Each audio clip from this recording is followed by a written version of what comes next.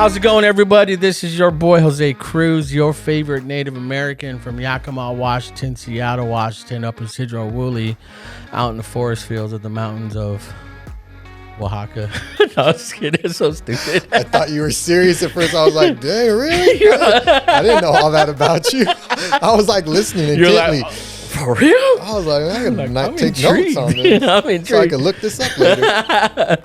So now today we have a special guest, man. One of my ride or die homies back in the day, cruising around Fresno on Blackstone, throwing dog food cans at people. And no, I didn't do that with you. I did that with someone else. We got my boy Patrick, but we'll call him P. I always call you P. Like we were on the phone with Joey right now. He's like, "What's up, P?" Yeah. I looked at my live video we did the other day or yesterday, and I rewatched it, and it sounded like I was calling you Pete. Oh, yeah. It's like his name's Pete, you know.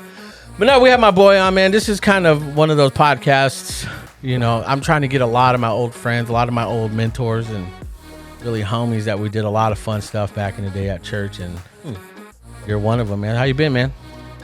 Good, real good. Yeah. Now you still looking fit you've been training me. You know, I want to talk about that, but you're still looking all buff. Are your nipples still pierced? No, unfortunately, I parted ways. You're the Lord saved me. You know, tip some of that rock star to the memory of my piercings. For the homies. But no, that's what's up, man. But let's get into this, man. Let's talk about, because I want to get into our training, our fitness, and all that. You've been trying to tell me to do forever, and then something had to happen for that to happen. But no, I want to talk about where we met, how we met. You know, look at, what did I tell you? Johnny was calling me. As soon as we start. Yeah. I knew that was gonna happen. Let me talk to him. We're still good. Yo. Hey, I just left my doctor right now. All right, we just started. Just walk in. Okay. All right, I love you. All right. So yeah, that was Johnny Fisher. He's on his way. But let's talk about kind of where we met and how we met, man. Because I know we met at Cornerstone Church, and you were a cholo back in the day. No, I don't even remember honestly how. Yeah, I'm pretty sure it had to be there, right? But yeah, that's the as only. far as like the day or how it happened or where, how exactly we met, I don't know. You were in the youth group. Yeah. And I've worked with the youth group forever. So Yeah. I'm sure that's how it happened. I just don't remember the exact. Yeah, me neither, actually. I do remember like getting into like human videos and like those big old drama. You know, we were those guys. Lots of human videos, lots of dramas, lots of like outreach, yeah. Lots of ministry, lots of going into schools, going into juvenile hall, going into jails, boot camps, churches, community centers, parks, everywhere. I mean, those days are fun. I just remember I loved the preparation of all, like the practices leading up to the big event. You know, one particular event we did was, one of our favorite human videos we did was chains. Mm-hmm. And bro, you guys turned into some demons. Y'all look like you had some like unsaid things about me that you wanted to take out on me. We had to tap into some stuff right there. Yeah, that's when this motherfucker came at me, keyed my car. That one was awesome. That one, we did that one, man. We did that for a week straight, remember? We did as part of another bigger drama. We were the closing, either the opening. No, we were the main one. It was like there's like the worship, there's the message real quick, and then there was that. Oh, that time. Yeah. I mean, we did it so many times, it's hard to keep track. Yeah. Yeah, we've done it. That's the main one. Literally, just that core group of that particular one had to have been 50 times easy that we did that thing. Well, I feel like the most elite, and it's funny, everyone listening and watching, like, Jose was in dramas and skits. Yes, I was back in the day. He's a natural actor.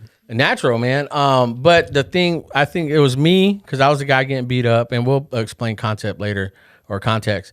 But you were one, a demon, my brother, Famous, and George Bustos. Yeah. That was like the best I've ever seen that human video just like changed people, and really, people were like, People were legit frightened. Mm-hmm. In the parts where we would break off and go out into the dude, and I'm all beat up on. Yeah, well, the whole concept of the skit or the human video was we fight demons inside, and we made it look. We gave it a physical aspect to where that's what the sin does to us. There was lust, greed, was it anger or something like that, and pride. I think so. Yeah, and those are the four. Something like that. Hatred and pride, something like that. And my character, those are the main demons that I fought with, right. And then Jesus came out, and brother Gerald was like the best Jesus ever. We had that part changed quite a bit. Through the years, we used different people for that part, but Gerald was one of them. Yeah, Gerald's a man, and I remember this one. We were talking about this the other day when we were training, where we had all these fluorescent tubes of black light. Yeah, and we went to a black light scene, and we were practicing. I think was it you hit me or my brother hit me? I don't remember. Because I had this thing about me where I knew how to throw myself really well to sell the punch. That's what made a lot of the impact not impact. Literal. There was literal. But I mean, the psychological, the mental, the spiritual impact on people's lives was how real it was, because we really made contact with you. And you threw yourself also, but a lot of those falls were legit falls because we were beating on you. Yeah, George Bustos wearing size 15 lugs, when just lugs stomping on you. Yeah, he came in, and what he did is he like pushed me and went, bah! Got a face full of George Bustos boots. Big old Timberlands. Yeah, one of those. And but I remember this one time we were practicing, and I think it was you, because the way it happened, the demon characters that you guys played came down the aisle towards us, towards me.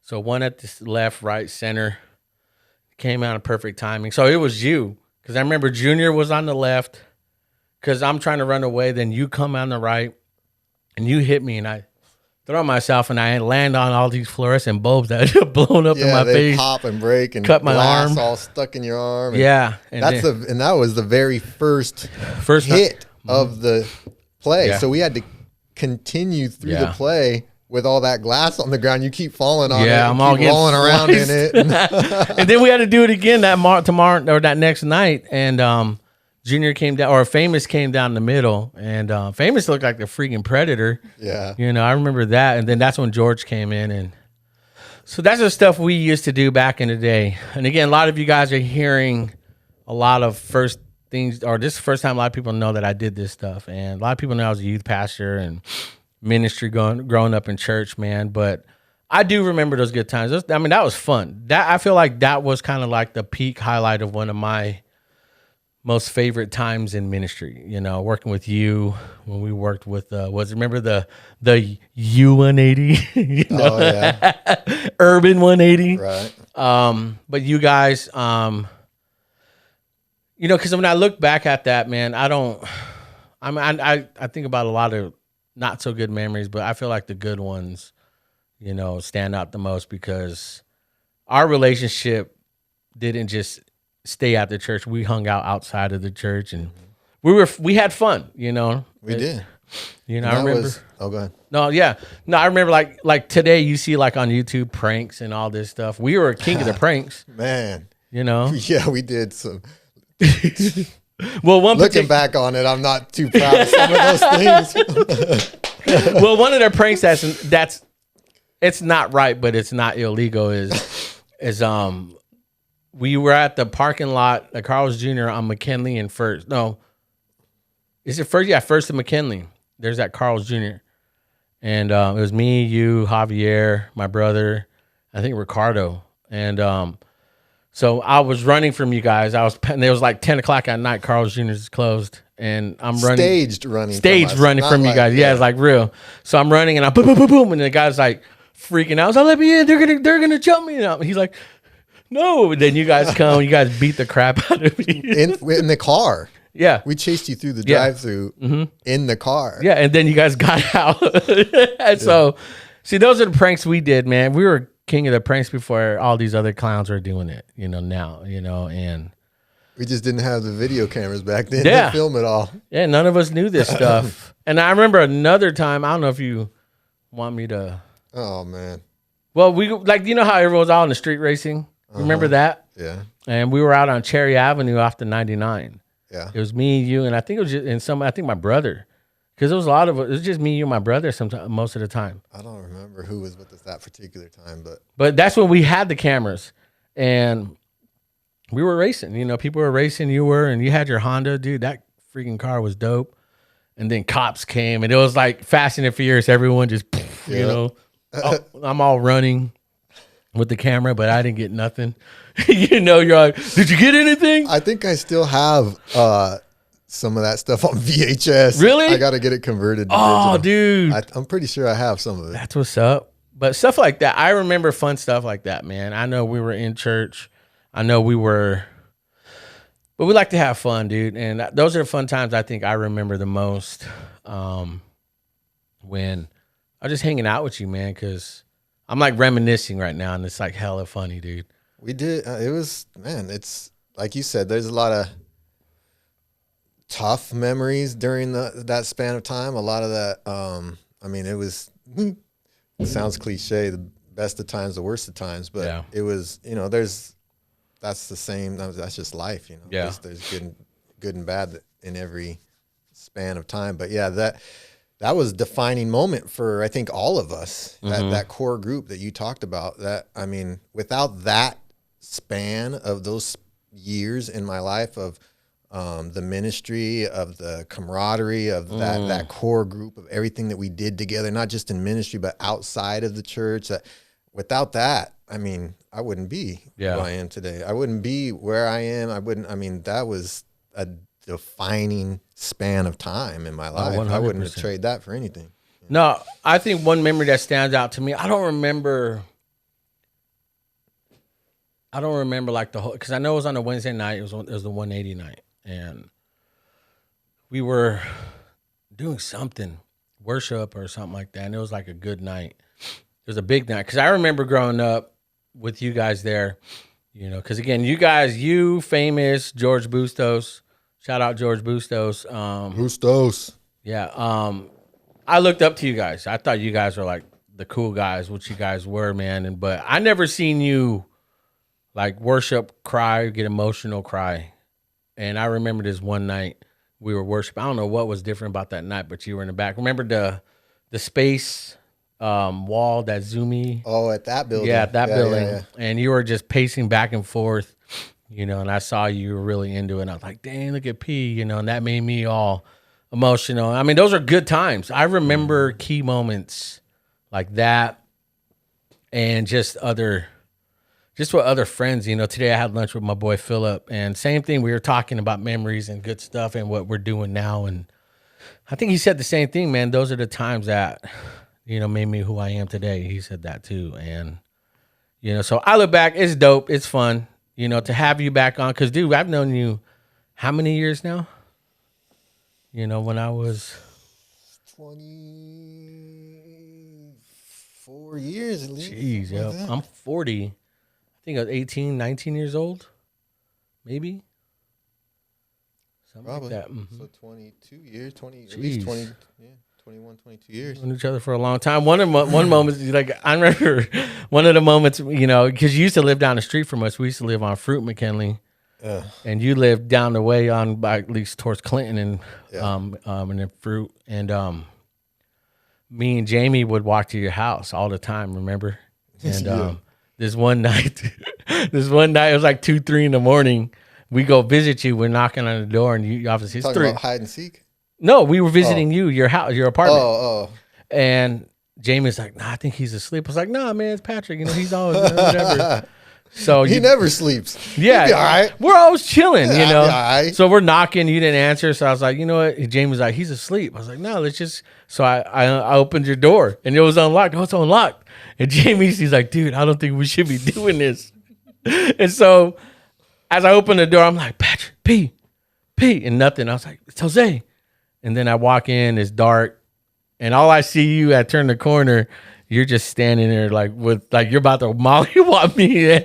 And then I was like, "What's up, P? You're what the hell are you doing?" Yeah, you almost got me arrested that night. I know. And my stupid excuse, well, I leaned on the door and it fell right open. And forever since that day, we've had our friends that rap and sing songs, and that's the ongoing joke. That phrase right there, I leaned on the door and it fell right open. That's been used in songs. That's been used as the punchline in jokes. That's been used from the stage in sermons. Yeah. That's been used everywhere. I leaned on the door and it fell. Like that night when it happened, that following night was our youth night, and remember Jamie was up there freestyling. But yeah, I mean, the first time it got used in lyrics. I know, man. See, those are an instant classic. You were pissed off at me, man, for a while. Yeah, I was like, you just almost got yourself killed right now. Just walk in the house, and I remember still to this day, like, because it was a small apartment, fairly small. I heard the front door crack, and I was like, somebody's coming in my house. I know somebody's not coming in my house right now. Am I gonna have to kill somebody tonight? I was like thinking all these thoughts. I'm like, oh man, this is what you trained for, Pete. This is my time.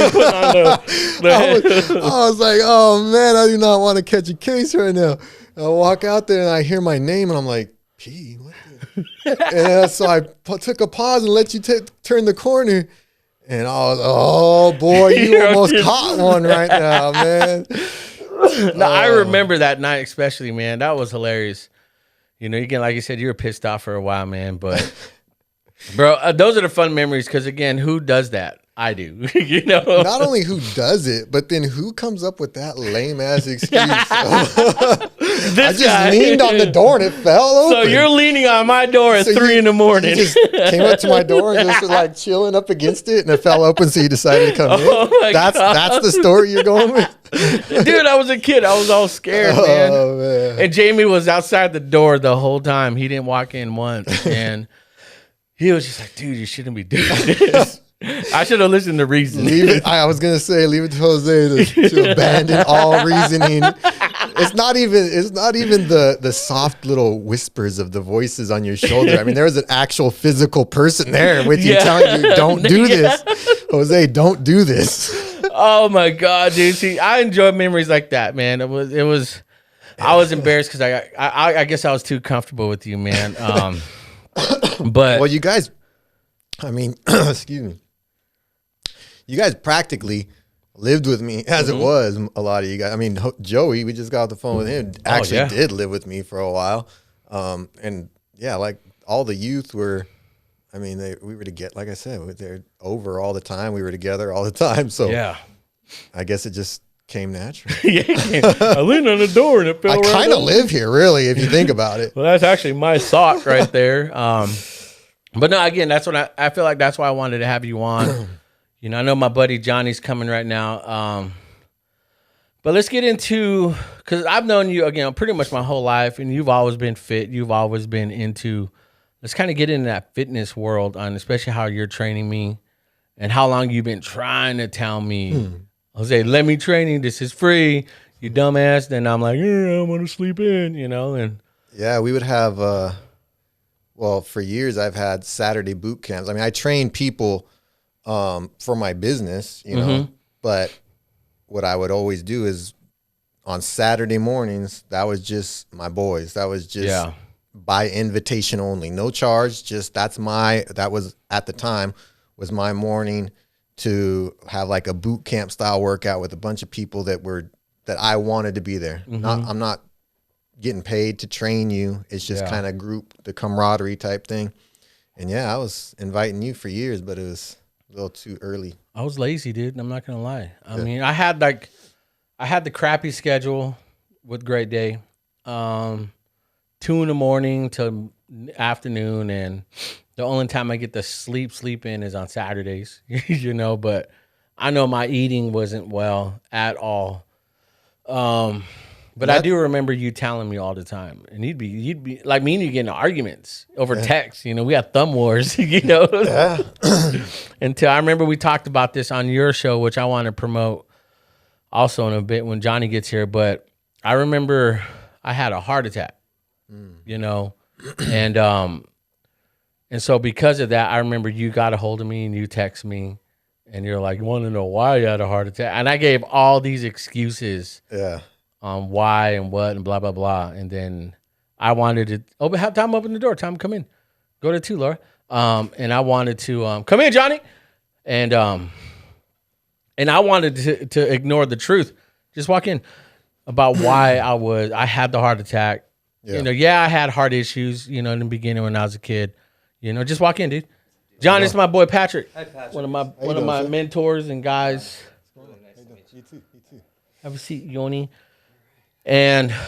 But I remember my fitness and my health wasn't at its peak. You know, it was unhealthy eating, all that stuff, a lifestyle, sodas, energy drinks, all that stuff. And maybe go over that text message on what you told me. And yeah, I mean, I could pull it up to get more exact, but I don't remember the exact words. But I just remember saying, yeah, I mean, I think I said something to the effect of you're ignoring the obvious factors. Yeah. You know, because you were blaming it on other stuff. And I was like, dude, I've been telling you for years, your health sucks. It does. You know? It did. And you got, you know, my main concern was, you know, we would chill or your kids would come hang out with my kids and this and that. And I'd see your kids and I'm like, man, they're going to be without a dad if you don't clean this junk up, you know? No, and I remember that, dude. And at that time, I was like so emotional and like, I don't want to hear this. I want to be mad. I want to be mean, you know? Right. Pull that text up. I want you to read it. It's going to take some searching. Yeah. I got to search for keywords. We got. I did. Hi, everybody. I'm Johnny. This is Johnny. Yeah. Did you already talk about the #1 podcast in the Central Valley? Not yet. That's us. That's us. Yep. Johnny Fisher. Yeah. Still Here podcast, #1 podcast in the Central Valley. How was your appointment? It was good. It was good. Did you cough? Yeah, that's not yet. That's coming. That's on its way. I think it's like next month or something. Really? Yeah. Oh yeah, here we go. You found the text. You want me to read the actual read the whole thread. Let's see. The whole thread? It's probably going to go on for a while. No. You said I was at the hospital. I'm home resting. Excuse me. I said, what happened? I was working and we left Sanger. I got really exhausted and dizzy. My entire body overheated. And later that night, my chest and heart started to hurt. I felt this enormous pressure on my chest and I couldn't breathe. I passed out and I woke up in the hospital. Wife and kids are, let me expand this. Wife and kids are praying all crazy like. And I said, so what is it? Slight heart attack, stress, anxiety, depression. And I've always had heart problems since I was younger, even chilling with. Never told no one. So stress, anxiety, depression were your reasons. And my response was, you left out some obvious factors. And I gave you the little straight eye emoji. Like, come on, dude. Yo, bro. That one. Yeah. Hope you take care of it, though. And you, LOL, I know you too well. I knew you'd bring that up. And I said, keep playing. It's only literally life and death with an eye roll emoji. And then that was, let's see. 2019? July 7th, 2019. And the next text was, not too far. Only a month later. But yeah. Yeah, and again, but you're right. And I think that's after when I started getting healthy. We started changing after the fact. I think that year, that 2020. And, so now we're back at it after the whole COVID, my whole COVID fiasco, double pneumonia, all that, getting fitness. You training me now because we're working together on getting, the 5P started, which is actually a good segue, So let's talk about that because I know that's something I know you'd be, you'd have a lot to say because when you said that made me think of you because I know that's your mentality. That's how you are, the way you think. So let's kind of go over your 5Ps because we'll get into the training on what, we're doing, especially with my health conditions coming off pneumonia and all that, and how you're having to, think different because I don't know. You said I'm your first client, huh? That had like a recovery like this, you know? That bad, yeah. I mean, I have clients that have had COVID, Yeah. but nobody that was on the verge of death as Yeah, or- close as you were. Yeah. But yeah, let's go over the 5 Ps, man. Kind of go over what it means, what they are, and what it stands for. And So where it came from, excuse me, where it came from originally is when I first became a father. That's what, because I mean, I take that responsibility very seriously. That's a burden, not a burden in a negative way, but that's a weight I carry. Like I have a responsibility. You know, like we were talking just a bit ago of, I've worked with youth all my life. It was always my dream to have my own kids of my own. yeah. So when that happened, you know, I am flooded with all these ideas of what my responsibilities are. Man, I got to do this. I got to, you know, I have so many responsibilities with this child. So I really spent time wanting to narrow it down and focus on, okay, I need to narrow this down so I can focus. That's just how my mind works. In fact, I mean, I think that's most people's mind work better that way because, you know, before you can hit a target, you got to identify the target, right? You got to identify and define the target before you can, you know, focus and actually hit it. So I sat down and started thinking of what are my responsibilities and try to narrow it down into categories so that I can pinpoint things, identify a target, and specifically focus on the tasks that I need to do for my family. Yeah. And that's where the 5 Ps came up. Now, tell us Patrick, were you in the military? No, No. sounds lots like it, huh? Head trauma? Any sort of trauma? head trauma. Did you Yeah. say? Not specifically. No. I know I was Well, off topic. lots of- I recognized a couple of key things. I was curious. Yeah, not I to mean, put I've you on the been spot. around that type of lifestyle with friends and family, and been in that type of environment a lot. But I was never. I have to personally do enlisted. things like that for me now. I never was used to be like that really. But as of like maybe like 7 years, like I have to have like that. Okay, what's my role? What's my responsibility? Whereas, and I've already been had already been a parent for like a long time and already been married. Like that's that never crossed my mind. Oh wow, what kind of parent do I have to be, or what do I have to do, or what? I don't have to do that because I for me at the time, I could just do it. Right. Whatever needs to happen, I'll just make it happen. And like now, writing, typing, texting, putting something down on paper or in a text or on my phone or something, where I have like my list of my goals, but my expectations of myself, and then the accomplishments. And whatever I don't get done, I just carry it over to the next day. Right. That's the reason why Yeah. that was the reason why I asked. And I didn't mean to. No, you're good. I No, it's good. I heard something Conversation. and I was like, oh, I wonder. Yeah. And then you're talking about targets, and I'm like, oh, you gotta have bullets. Well- you gotta have right. bullets for those targets, and you get yeah. Anyway, Well, here's why. Go ahead. Well, like you said, a lot of the things in the 5 Ps are common sense to a degree. Like you said, Yeah. you just do it because that's just what you do as a parent.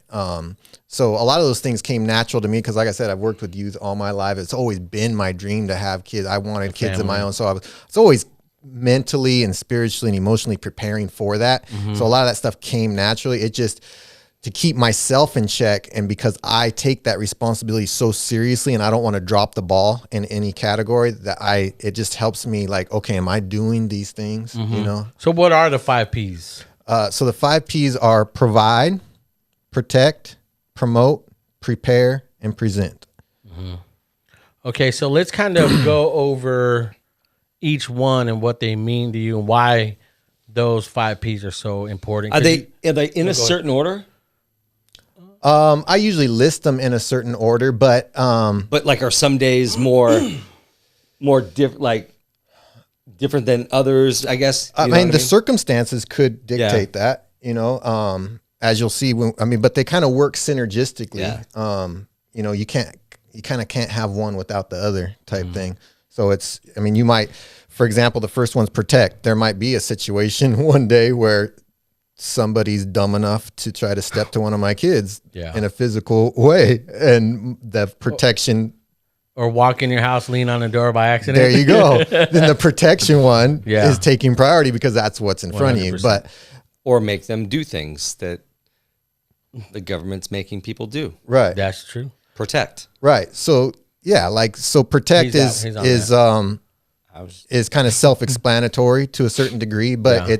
it's not just the physical protection. It's mentally, emotionally, That's the big spiritually, stuff right there. protecting their minds, protecting what influences are allowed to come into their world, what information or misinformation is allowed to infiltrate their mind and their hearts and their spirits. You know, protecting them from that. You can't protect them from anything, but part of protecting them is giving them the tools and the resources and the education, the mindset, the knowledge that will enable them to protect themselves. Yeah. Also. That makes sense because again, Yep. all this is like the 5 P's is your brand.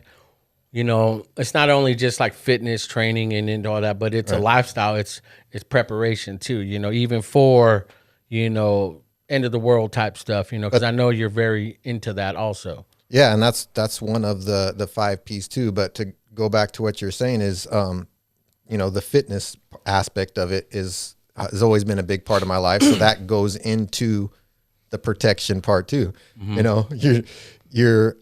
You know, you can rely on firearms all you want if that's what you want to do, but Yeah. you want to be in a position where that's your resort. You're gonna have to shoot somebody all the time. Yeah. I'd rather be in a situation where I can physically handle the physical aspect of protecting my children.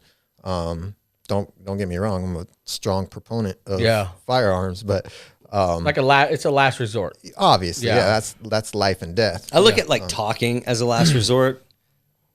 I knew you guys would hit it off because I Shoot know. first, ask questions later. See, Hey, are you okay? Yeah. he'll walk it off. He know fell. what- I don't know. what He happened. slipped. Something happened. Weirdest thing. So let's go over your next one. You said protect is your first one. What's the next one? Yeah, provide. Kind of self-explanatory also. And a lot of these, most of mine come from biblical principles, just because that's the core and the foundation of my beliefs and how I approach life. So provide, obviously, that's kind of self-explanatory. Provide, but again, it's not only for my family's physical need, emotional, spiritual, and again, it's not just me providing because I can't provide every spiritual need for them, but I'm providing. I'm the example to provide that pathway leading them to God, so that they can be provided for. Because there's some things that only He can provide. Yeah. So I do everything in my power to provide everything that I can for them, sustenance and actual physical, but also the mental, emotional, providing the tools. Like I said, it's not just. It's giving them the providing that stability for them, being emotionally available for them, providing for those, but also giving them the tools to where they can provide for themselves or seek that provision from our Father. Yeah. So how important is that, like in today's time and society, and providing our kids, our families, with that stability, that protection, that mental protection. How important is that, man? I mean, look at our society. Both of you guys. Look at our society. If it was up to society, and if it was up to, however political you want to get with it, if it was up to our government, if it was up to society, if it was up to anybody but the family unit, they would love your children and your family to depend on them. Yeah. Right? I don't That's want true. my children to have to depend on anybody. I don't want them to have to seek, be so desperate in life that they'll cling to anything for provision because they are lacking it in other areas. Yeah. If they choose to, I have daughters, if they choose to get married and depend on their husband, I hope they can find a husband that they can depend on. Like you. Like Right. They need, if they can find somebody that they can depend on, that's a good thing. I can depend on you. They need to find that faithful, You know, same thing with friends. Doesn't have to be a husband. Friends. I want them to have people in their life that they can depend on. I don't want them to need to depend on them. That's true. I mean, in today's society too, man, how lacking is it that even if you want to even take the father role of providing for your family and all that, how big of a need is that in the society? Because I know we get a lot of stories from, you know, we've worked with young people in ministry. We'd go, like we were talking about, we had services where we go to juvenile halls, to, you know, prisons. We'll go to those boot camps for the kids and all that. And they didn't have the proper protection and the P's, at least right now, someone providing them an opportunity to survive and live, you know, especially from your background too, what you've experienced and what you've come across. Where do you see the lack of providing from like father figures or like in your experience? My kids are older. How old are your kiddos, Patrick? They range from 3 to 9. Yeah, hell yeah, man. Five of them from 3 to 9. Yes, 5 of them. 5 girls. Hey, can we give him one of these TVs? Like any of these? You know, maybe pay for Netflix or something for this guy. Oh man, you know? we gotta help him out. Yeah, help him out a little, or not, or maybe you're good. Now, my daughters are older, and it's so Maddie, my oldest daughter, she's gonna be 24, and her boyfriend Ron, dude. Big shout out to Ron Chapman. He just passed everything for his Air Force, all the schooling, and he's going to be heading over to England. So, you know, he's making big things happen. And your daughters, if you're a good dad, not you, but like if you're a good dad, your daughters will marry somebody like you. So make sure that, you know, I don't know how you feel about yourself, but I see a lot of myself in Ron, you know, as far as like sports and the way he thinks. And he's a good boy. He's a good dude. I watched him grow up, and even Caitlin's boyfriend, Evan Rocha, who's playing baseball, going to college down in Southern California. And he's just getting it done, comes from a great family. And it's just really nice to see. It's nice to see that Anthony picks my oldest son, who's going to be 26. He's dating, and, you know, at this point in your life, when you're 26 years old and dating, or even at Maddie, almost 24 and dating, you know, you're looking at that next level stuff, the next step, like what's after like college and, you know, stuff. So, just hope to be that example. I can't speak for society. I can't speak for things that I can't control. What I can control is myself. And I can control the person that my kids see. Being emotionally available. Are you freaking kidding me? That's like one of the biggest things you can be as a parent, whether you're a dad or a mom or a husband or a wife or a spouse, whatever. But, you know, be that example, be that light in their lives. And so for me, seeing that sense of providing, like,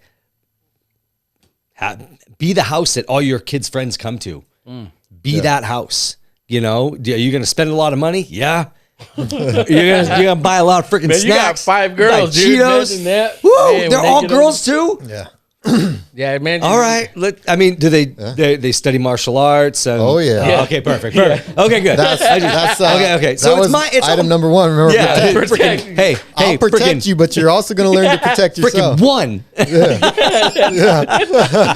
Well, and that's what's super cool, because like when you said, hey, you know, dude, when they're teenagers, imagine your house, man, it's gonna be a party. But that's what you want, honestly. You know how much money I should have invested in Cheetos back in the 80s, boy. Like between Cheetos and friggin' the cheese puffs, all that stuff. Top ramen gone, ghost. I would come home like from work and like all the food's gone, and I'm like, and I was like, okay, whatever. I can't even be mad. I can't even be mad at that because at least I know that all their friends are safe. I know that my kids are safe. Not that their friends, like, houses aren't, but it gives you, just from when you have 3 daughters, you know, you get that peace of mind, and you know you have somebody else's daughter there. So, man, this bro has 5. Yeah, I know. It's dang. Let's go for your third one, man, because I feel like it's gonna all just keep lining up. What's your third P, man?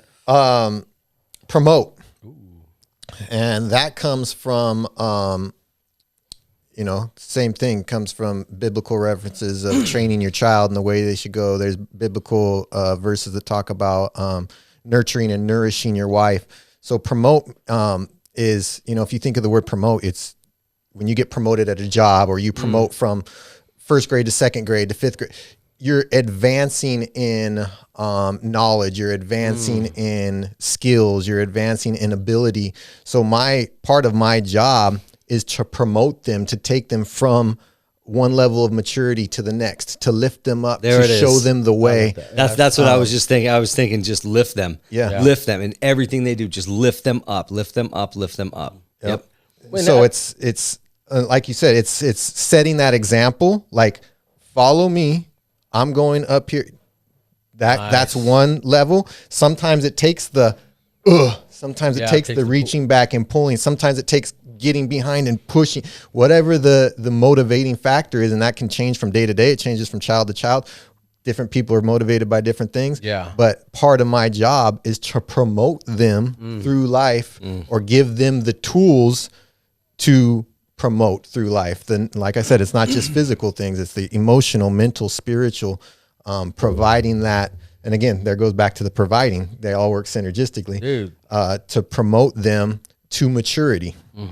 That's sick, man. Because one thing I get out of all that, man, it's, again, it's a protection, it's providing, it's promoting, because when you said all that, I thought about my kids and I felt like, what, as a father, I am doing that right now. I could totally relate to this, because as a father, that's what I'm doing currently. Just I didn't know I was doing that, because essentially we want our kids to be better than us. We want to carve a path out, even if we don't see the promised land. At least our kids, we've trained them, we've taught them, we led by example, because I feel like at the end of it, man, I want to lead by example, not perfection, but example, man. Because again, my kids are older now. We have teenagers. We have 3. My son's going to be 13 in May. And you already saw him. He's a big kid, and he's only 12. Boy got 6 more years of growth. And my daughter's 2 teenagers, man. And man, Kehlani's gonna be 17. I'm gonna have a 17-year-old, man. Crazy. But the thing is that they see me now, especially I'm gonna use myself as an example as far as they're very smart and they know when dad's full of shit. I'll just say that. Yeah. And so they see, and one thing I want to promote is being honest. With myself, being honest with yourself. Don't lie to yourself that you're okay when you're not. And like it's funny, we said this. We're talking about this. We're setting all this up because we had some new lighting in here, and Lily was sitting right there, and it was just like a self-conscious thing. Girl rolled out of bed and looked the same all day. Hell yeah. So that's a good day right there. Yeah. So she was sitting right there, and we put the camera on, and I saw Lily's insecurity. She was just. Got real. It was weird for me. I was like, what's wrong? I don't like seeing myself up there. It's weird to look at. I was like, why? I was like, can I ask you why? She's like, just weird. I was like, baby, don't ever put that on yourself. Don't ever think you look at yourself that you're not good enough, you're ugly, none of that. Yeah. I was like, you're beautiful, girl. I was like, don't start putting that insecurity. You need to make sure that you keep yourself up here. Don't ever think you're not good enough. Don't ever. And I just started like pouring life into her, man, and promoting the positivity that who she is as a person. I was like, never be afraid of yourself. And that's, go ahead. Sorry. No, go ahead. No, you're good. That's part of the education of providing and promoting them as far as filling their mind with the proper thoughts, because especially in today's age, the YouTube generation, we judge a lot of times. We're judging ourselves on our daily life. She's judging herself. She just rolled out of bed. Yeah. But we're basing that judgment off of what we see from somebody else's highlights of their life. Yeah. All we see is constant highlights of people's lives and them in their best. Yeah. That's what we're bombarded with. Yeah. Constantly. I'm at a point now because I said this on my last one-on-one, about being filthy, enjoying your filth. Sometimes people we talked about it, on our podcast released last Friday or so, or a few Fridays ago, about you being burnt and how we need to stay in our filth if we need to. Because you got to, like you said, we got to sit in our shit sometimes. Yeah. You know, to find out who we are and if we want to stay. You have to there. be ready to get up and go. Yeah. You know? But in order to do that, you got to accept the fact of what is and what's happening and either learn from it, or like you said, when your Minute Monday was, you're either growing or you're going. That's you it. know, and so, and I think what Lily learned last night, I can tell. I saw it in her eyes. I saw the quick defeat in her eyes. You know, like you said, people only promote the highlight. You know, me, I like promoting when I'm at my worst, like freaking Oscar De La Hoya in panties snorting coke in the restroom. You know, or David Hasselhoff. You know, He's killing that burger, boy. Yeah, David Hasselhoff eating that pizza in the restroom, throwing up, vomiting. You know, Please cut to that. yeah. if So we could. But see, that's what I'm at, you know, because I liken it to, you know what, man, that's all you see is highlights, man. And You being know? vulnerable. Yeah. Being vulnerable for your children, letting them see that it's okay not to be okay sometimes. That's why I like the promote that. Yeah. Don't run from it. Don't hide from it. Don't think there's something wrong. Don't with you. wallow in it. Yeah. Don't Right, promote right. it's great that you feel that way. No, but it's normal and it's okay. And here's how Here's you your can get space. And then when you're ready, we're going to help you. out. Yeah. You know, my kids do that for me daily. They did that for me today. Both of my daughters today. I go, hey guys, I want to talk to you about something just real quick. Maddie's like, I got to get in the shower, Dad. And I was like, I know, I need to talk to you about something real quick. She goes, what, you want to be transparent with us? I go, you know what, you can leave. Wow. she was playing. Okay, yeah, it's my kid, man. She's, Yeah, of that's what I'm course. saying, yeah. Oh, you want to be transparent? You want to keep everything on the level? Yeah. Smart ass. But yeah, exactly. But that's what I raised. Yeah. You know, and I love that. And she made me smile. That made me smile. And awesome. just being able to talk to them about real life things and then having them respond like a freaking adult, not like a juvenile, like putting their head down and stomping their Yeah. feet. You know, they're in their 20s and they're like, Dad, it's all right, man. We got you. Let's go. Yep. Whatever you need, we got you. But that's you lift them up because they're going to lift you up. Hey, my kids already, man, they bring me to tears. Yeah. With the amount of encouragement. And I mean, my oldest especially is just, she's my rock, man. She's my cheering section. She's so just like that. And what I want, in reference to what you were saying, what brought me to mind when you said your daughter was in that situation, you know, God leads us through certain situations in our lives, and we got to get out of our own shell to realize that sometimes it's not about us. And the reason why you can help your daughter in that situation is because you've had self-esteem issues in the past. Dude, you pretty much raised me. You pretty much, I remember you helping me out in a lot of certain situations in my life. When my mom passed away, you know, I'm getting emotional talking about this. For example, I remember when I found out my mom passed away, we ended up going to church that Sunday. And I remember you found out and you walked, you didn't say nothing. All you said is, I'm here for you, bro. You know, and my mom, the insecurity she put on me, my brother, and my sisters, you know, were the heaviest things for me to fight. And I'm noticing that stuff now. You know, as a 40-year-old man, that stuff still hits me because I don't talk about it. Or I never did until I knew you were there for me when that happened. I remember where I was sitting when you walk into the Wilson Theater. It's always to the left. That little section next to the wall. I was sitting there in the third row on the first chair in, and I knew you knew, and you knew about me, and you walked in, and you're like, dude, it's all right, man. I'm here for you. That's all I needed, you know? And so those insecurities, because it's funny, when I saw her do that, she's never like that, you know, but when she saw herself, it was that instant lie the devil told her, that instant insecurity that I was like, oh shit, you know, and I saw it, and I wanted to kill it right there. And like, man. And you have the tools to kill it because you've been through it. You know, and look at you now on cameras, on doing all, you know. It's funny. So I told her that I was like, baby, look, I'm overweight. I got issues. You know, growing up, I used to get in fights a lot, you know, because I'm not ashamed of my teeth missing. I call them crackhead gaps, you know, because, you know, a lot of crackheads lose their teeth. You know, one tooth I broke because I got in a fight, and the other one just because of my unhealth. Because, again, I always teach my kids that. Like, look, if you don't take care of something now, it's going to end up like this. You know, even using my freaking teeth issues, you know. And to me, that's where I've learned to accept that about me, man. And I've grown from that, and my kids now see that, and I'm promoting just a better life for them. Because at the age of 12 and 15 and 16, man, my kids are 100 times better than I ever was at the age of 25. Yeah. You know, and so I feel like that's a super blessing because Kaylani's a different person. Kaylani's like, man, Kaylani, you did a great job on it. No, I know. She's like, no, I know. I know. Yeah. She's like, yeah, it looks good. I thought it was, you know, I put the man hours in. It's good. You know, so it's a different type of, you know, Kaylani's real positive, man. She's one of those ones, you know, that she does wear her heart on her sleeves, man, but she's one of those ones that she'll encourage you. When I was at my lowest, Kaylani really encouraged me, man, and prayed for me.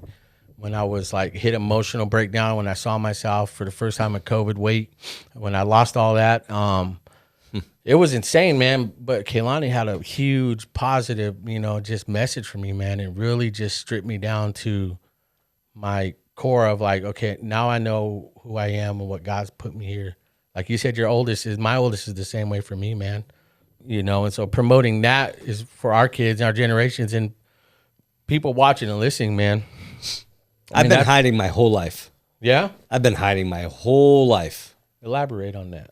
Well, you hide. You hide behind a smile. You hide behind a mask. You hide behind, you know, anything. Anything you can. I would grasp onto anything and hide behind it. Positive. So that nobody would see like what was really going on behind my eyes and between my ears. Yeah. You know, because all they'll see is the shine that you throw. You know? You shine really well. Thank you.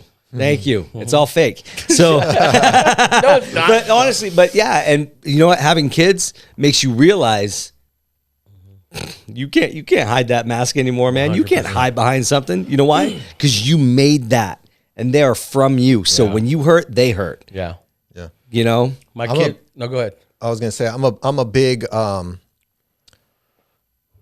believer that part of our job as parents is to not pass on our scars and pains to our children. That's big. So that lending itself to what you said and what you said as well, as far as,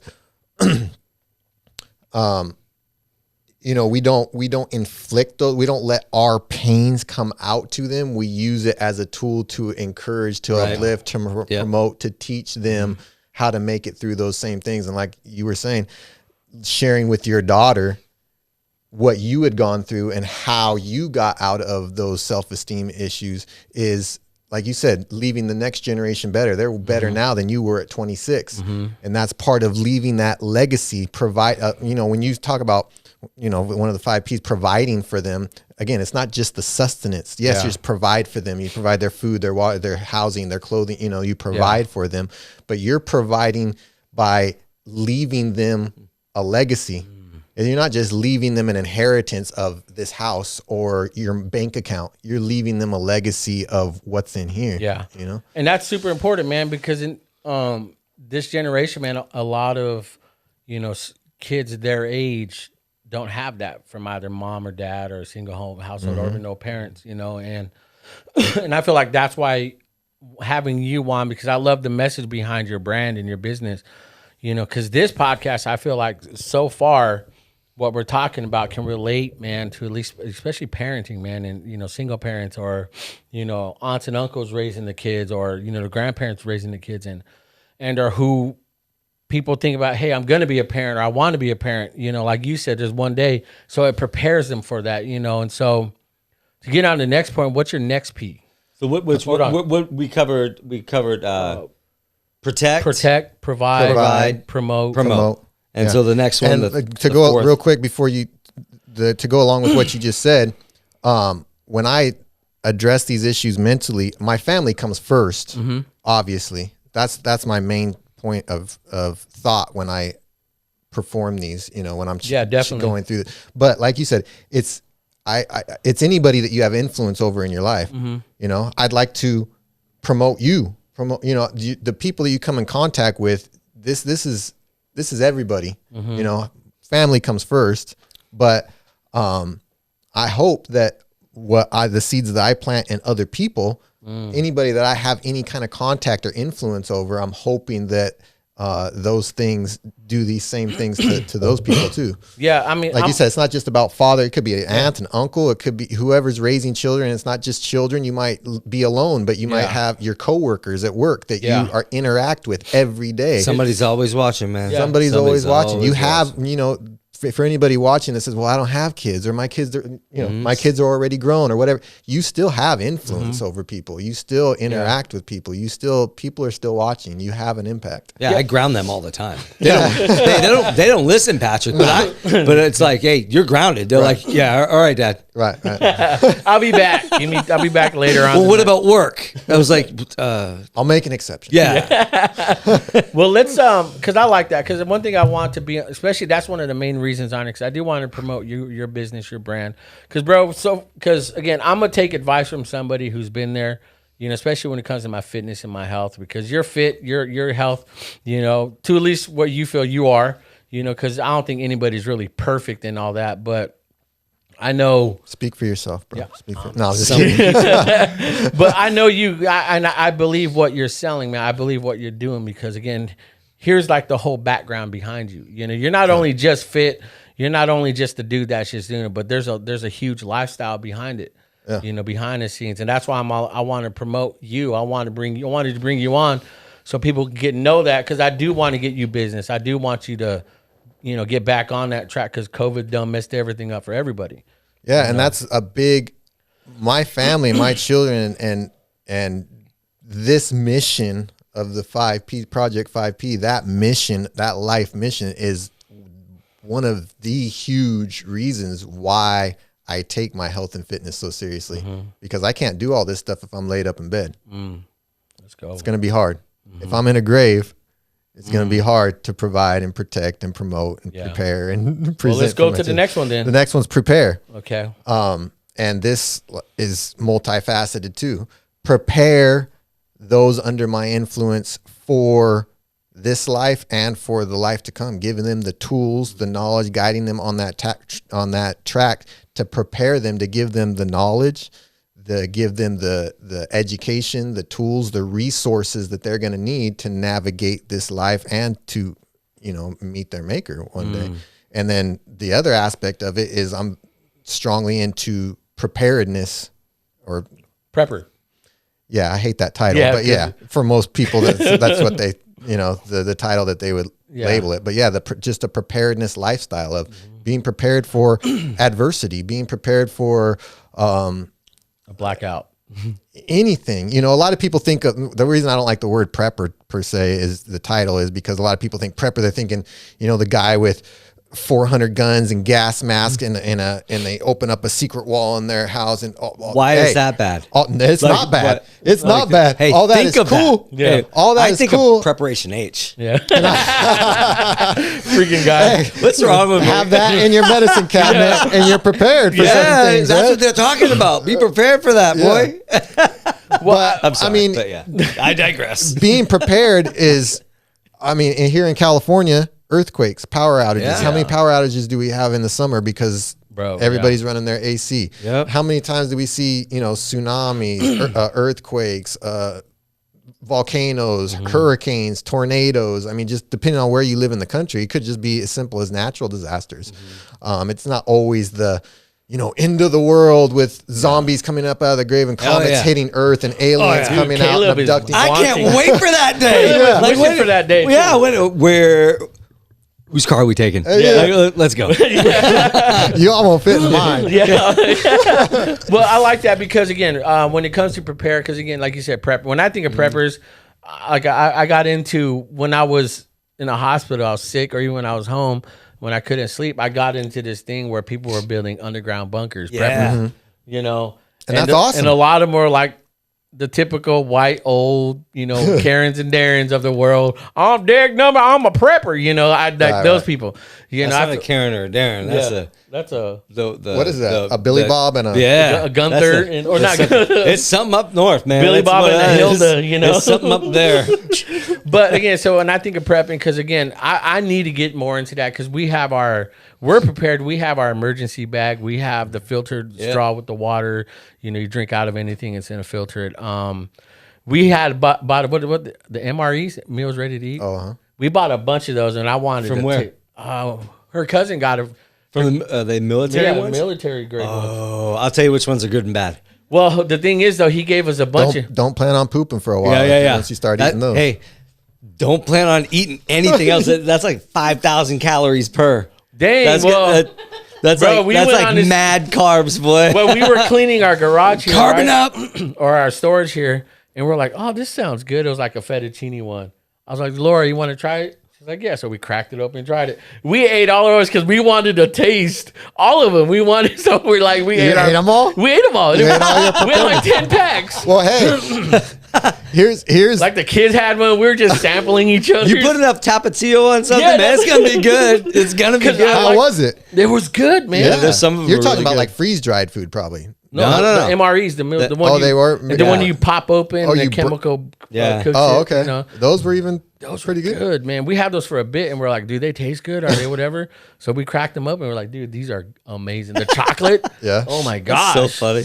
You know, so again, prepping. We got to prep I again think for that the because we got to chicken get a more. la King was really good back when I That's was in what the we had. military. That was a good one. Well, here's the thing, and this is why when it comes to preparedness items, again, I'm all for the firearms. Yeah. For if you got the means to make a bunker, go for it. If That's you what I got, wanna do, stock up on ammo, stock up. Mm-hmm. If you can get a gas mask, all that thing's fine, great.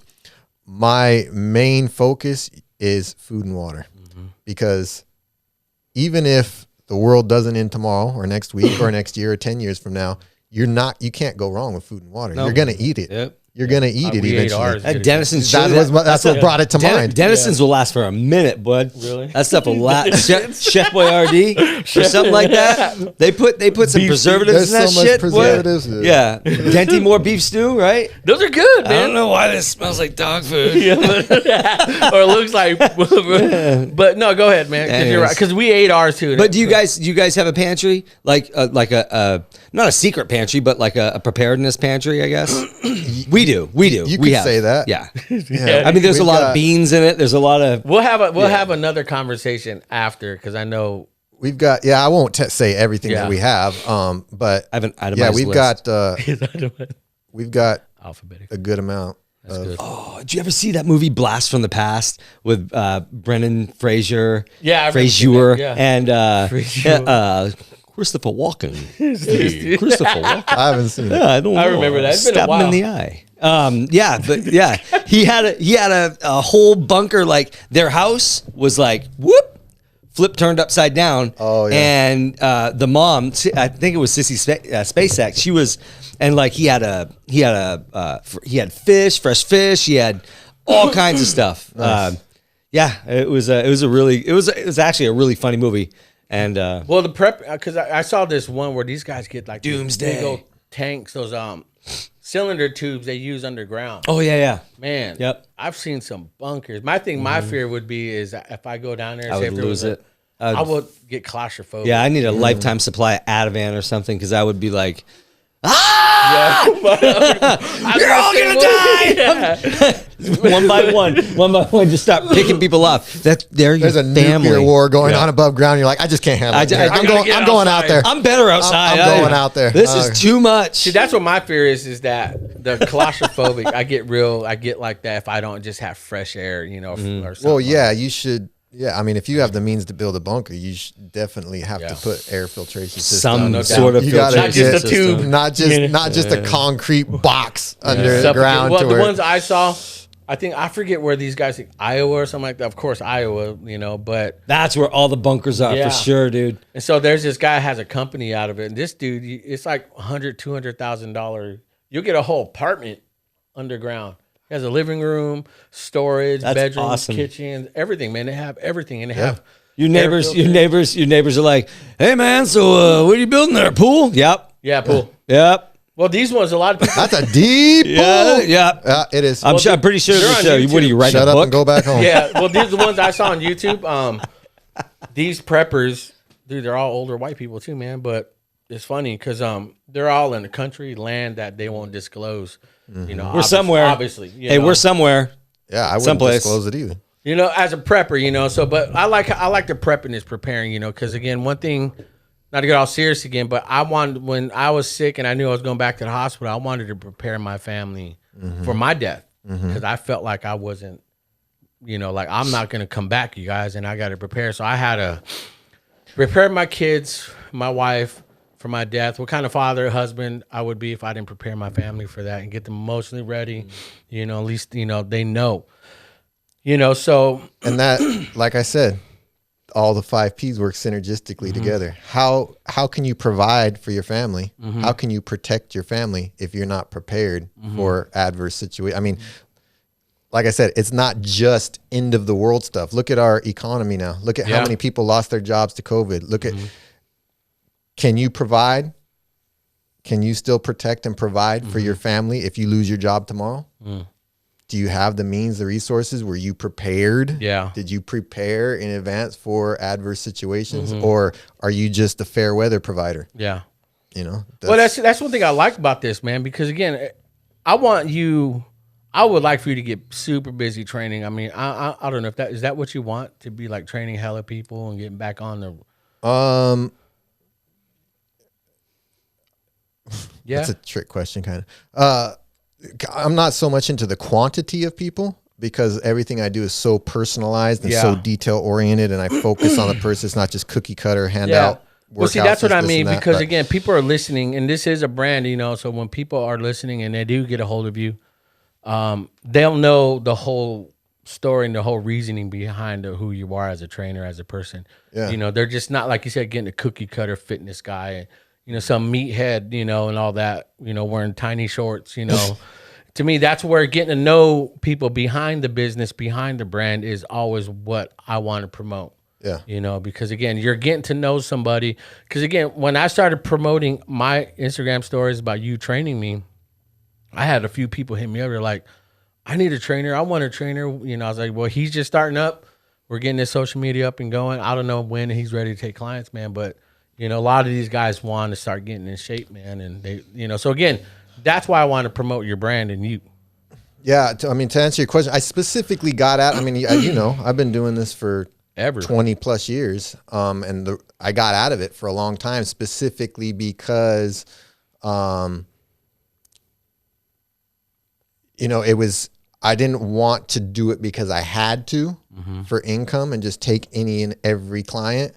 I like to be able to filter people out, because there's a lot of people out there that say, oh yeah, I want to, and they're tire kickers and they're, they half-assed, I'm not about that. You're either in or you're out. And basically what your results are a reflection of me. So don't come to me half-assed and say, yeah, I want a trainer, and just because, you want to come and socialize, and you're going to go leave me and eat cookies all day, and or you're going to, that's me. You're going to go out there and somebody's going to ask you, who's your, oh, I have a trainer. Really? They're going to look at you like, really? Who's your trainer? Can I get some more sour cream? Extra on the side, guacamole too. And my trainer, he's gonna. Oh, I'm in trouble for this. Yeah. You know what? You fire me. No, you're done. You're out of here. Yeah, you're carrying my name basically out there. So, I want the people. That's why now I've gotten to the point where I hand select. So that's why I was kind of leery as far as your question. Do you want a lot of people? I don't want a lot of people just for the sake of the numbers. I want the people that really want it. Serious. Yeah, I want to let you know. I know, because again, we've only been training. Mid-December we started. So we're like on our 5th, 6th session, aren't we? 7th maybe? Because it's twice a week. Yeah. And we missed 1 week because you went out of town. Yeah. So that's what I look for in a trainer. Is someone that goes out of town. Yeah. I'm just kidding. I'm just get a week off. I'm just playing, man. No, but even when I was out of town, what did I do? I was checking in with you. Did you do it? Did you do your thing today? Yeah. Did you, Yeah, and the thing is, though, I feel like when it came to that, I need to get back on it, man, because I'm coming off, this was my issue. I was coming off like depressed eating because I didn't like the way I looked. I just started eating. I was like we talked about, remember, give me that burrito, give me that pizza, give me that pasta. I felt like I needed to gain weight, because I hated the way I looked. It wasn't of my own choosing. I lost weight because I almost died, and I didn't like that, so I wanted to gain it back because I wanted to go back to Chubby Jose. I miss Chubby Jose. I really did. Chubby Jose's back, and I don't like it now, so now I'm choosing to lose the weight, man. I need to, man, because that's what saved my life in COVID, man. I prepared for something when we started working out. Remember, we talked about that, you know, and that's what my nurses, my doctors told me, taking my health serious. And seriously, that's what helped me out. Did you hear the word you just used? That prepared me. Yeah. That's again one of the 5 P's is prepared. That's That's literally that's what one we of were the talking things about. that I teach my children, the people that I come. Are you prepared for? If you were not in shape, you would not have been prepared for COVID, and you probably would have died. Well, it's funny. A story I think I told you is that this one doctor or nurse told me I was getting my CT scan. Young guy, man, it's like 30, 31, 32 years old. This guy told me, he said, and he used the term, he said, man, we had this big old fat dude come in. We couldn't get him in our CT scan too because he was just too big, so we couldn't find out what was wrong with him. We knew, but we couldn't see. He's off few days later, he died. He died because he says COVID just got him, but his body wasn't strong enough or healthy enough to fight it off. And he says, Jose, you did yourself a favor by keeping yourself healthy and in shape. That's what saved you. Yeah. You know, and a lot of COVID deaths are for people of unhealthy, overweight lifestyle, you know, and so, man, I was thankful for that. We prepared for that, me and my wife. Bro, that was like, when he said that, I knew it was I was like, man, God, thank you, because that's what changed my mindset back in 2020 after the heart attack. And what have you done since then, what you were telling me with your son? Dude, yeah. You're passing that on to your son, and he's already losing weight because he was severely. So you're preparing, and through that process, you're promoting and preparing your son in those same ways to pass on that legacy. Yeah, so my man, he was 212 pounds, Caleb. Big boy. And I don't know how it happened. He just we didn't realize he was eating that much until we started seeing it. So I challenged him. I was like, because he's all, Dad, I want this. I want a python. He would tell me what he What's a python? He wants a python. Why? like arms like this? Yeah, He let's wants go, Patrick. A bald head python. I'm like, look, man, if you Like want a snake. A snake. You want a snake in your house? You want a reptile? Nope. Nope. Well, now that you said it that way, I don't know if I do now. No. You know, but he's determined. But here's the cool thing. What if he said I wanted a buffalo? What if he said, like, Dad, I want to put a buffalo in the house? I'm like, son, are you going to work for it? Yeah, what are you going to pick up its crap? What are you going to feed it? What's a buffalo do? You going to tame that thing? How big pythons get? Big. Really? Too big. Big enough Well, to it eat. depends on how much you feed them and what kind of cage you keep them in. But Yeah, you have to they start can feeding get it big, like I guess. I'm baby thinking- cows and stuff. Or if the ball python is what you're talking Yeah. about, right? Yeah, I don't know. I don't think those get huge. Yeah, but so, they could yeah. get big enough to wrap around your neck. I mean, I You're don't, right? How did you sleep okay? He said the males don't get big. They're about 5. I'm not 5 saying feet. that he doesn't But- do his 5 research feet will wrap because around I your know neck that twice. Caleb Wow. does. However, if we're still talking about a snake. a freaking snake, Are you afraid of freaking snakes? house? I respect them. Respect? Yes, I respect them enough to stay away from them. I Yeah. did not make this bet. I did. Yeah. Jose did. Well, it I wasn't was a bet. against It the was snake. yeah, it's a challenge. So my man was 2 weeks ago. We challenged.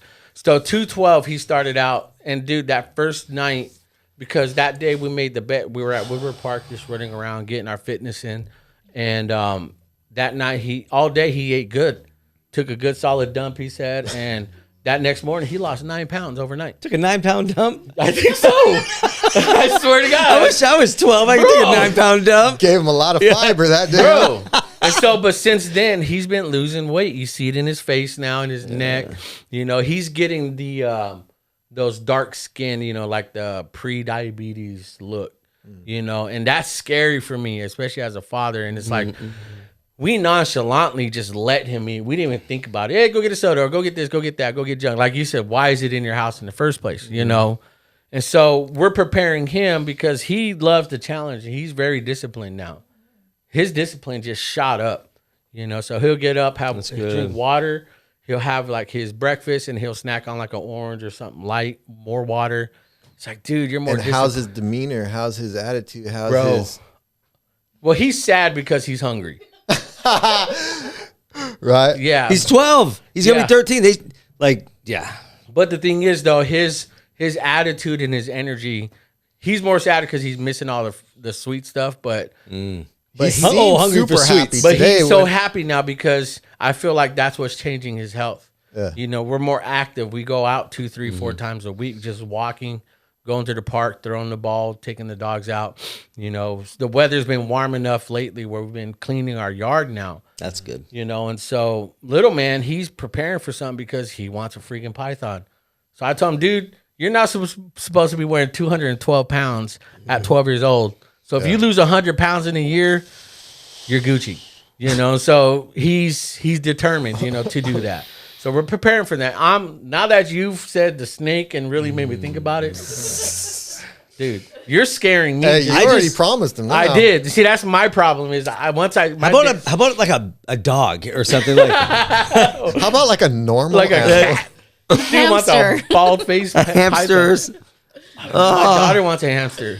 I didn't realize what I agreed to until They're now. not that Wait a bad. He's not second. gonna. Yeah. I mean, it's gonna be in a cage, right? I know, but Or like, It's gonna be in a cage, or a right? glass, whatever you call them, But like, terrarium, or like what happens when he forgets though? Like boys' brains yeah. shut off. They do. Boys' brains shut off at Especially 7, his. 13, 21, 40. 22, pretty much 21 to 47. Yeah. But like After that, you're a yeah, vegetable. yeah. Then you're 50 and you're like, ah. Yeah. But like, what happens when he forgets to feed it?